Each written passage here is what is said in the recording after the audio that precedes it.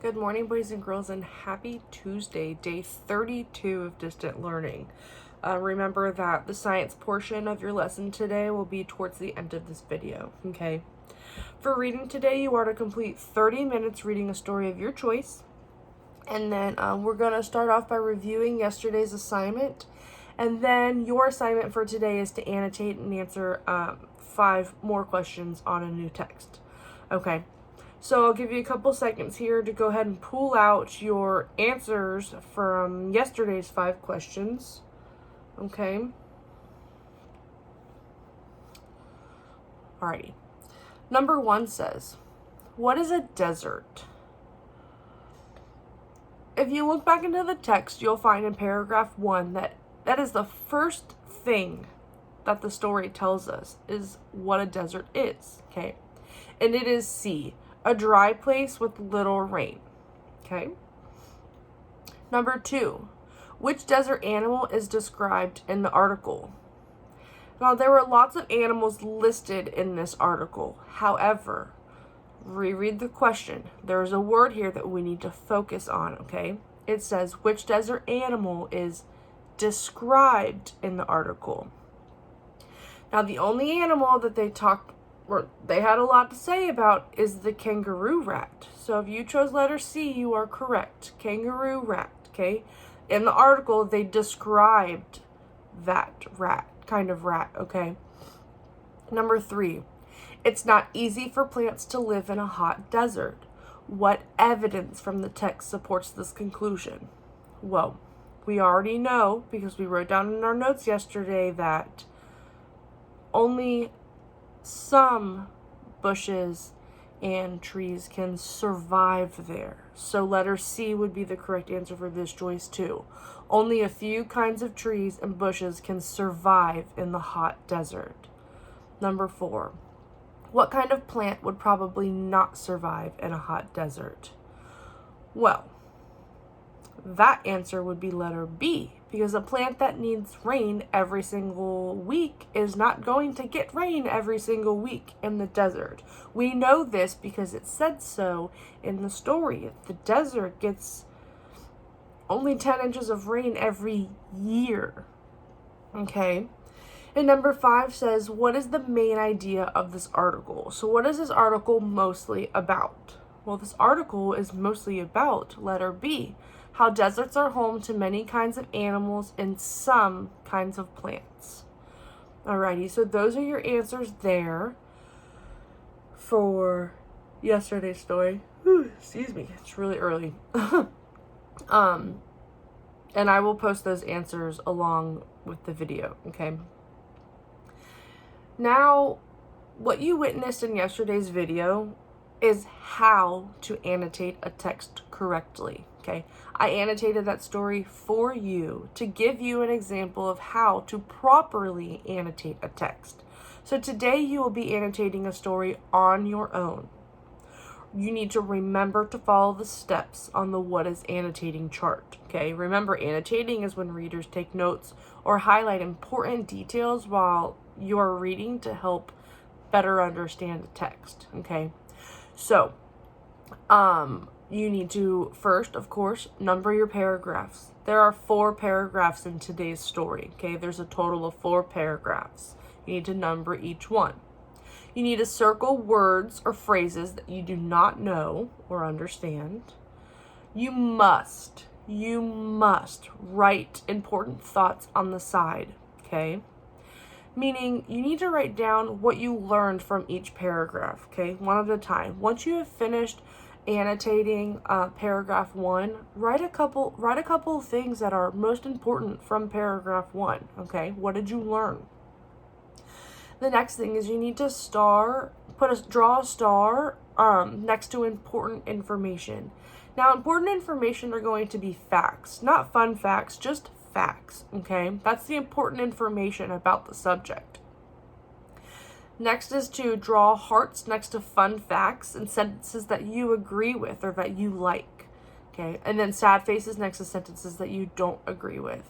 By drawing these symbols on your paper, you will be able to quickly go back and look into the text to help you answer questions, So it's very important that you follow through with annotating correctly. That way it makes it so much easier, because you can just look back into your text and find answers much more quickly.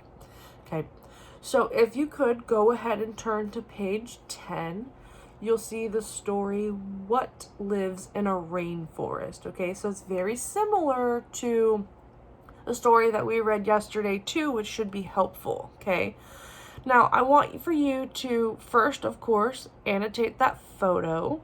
Remember, like we did yesterday, where we pointed out and labeled all the things that we could see in the photo, and then move into annotating your text. Okay, once you are done annotating this text, I want you to answer the 5 questions that I've attached to the post, and you just need to number a piece of paper and write the letter for the answer. Okay, you don't need to do much more than that. And I'll go ahead and read you the 5 questions just so you know what it is you're looking for during your annotations. Okay, number 1 says, what is a rainforest? Number 2 says, what does this article list? Number 3 says, read these sentences from the text.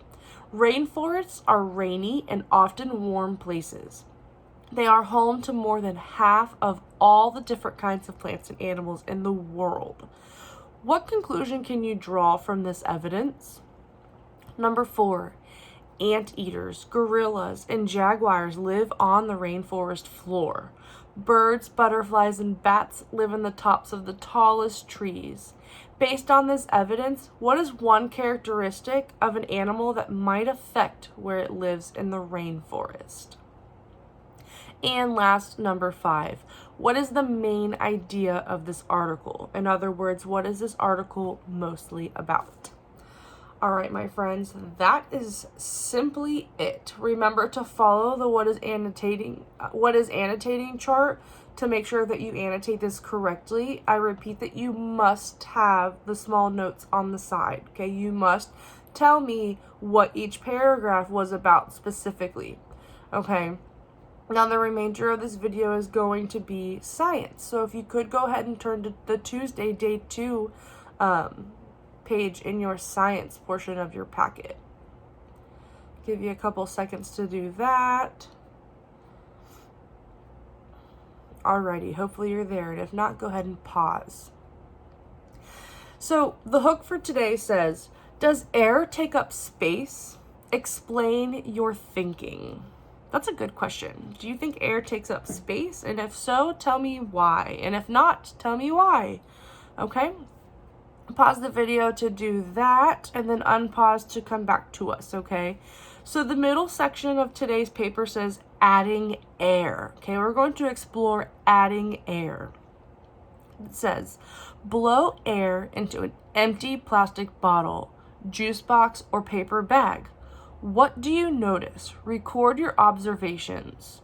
So pretty much you're just going to take an empty plastic bottle and you're going to blow into it, or a juice box or a paper bag, okay? And you're just going to blow into it. And you have to put down what it is that you blew into.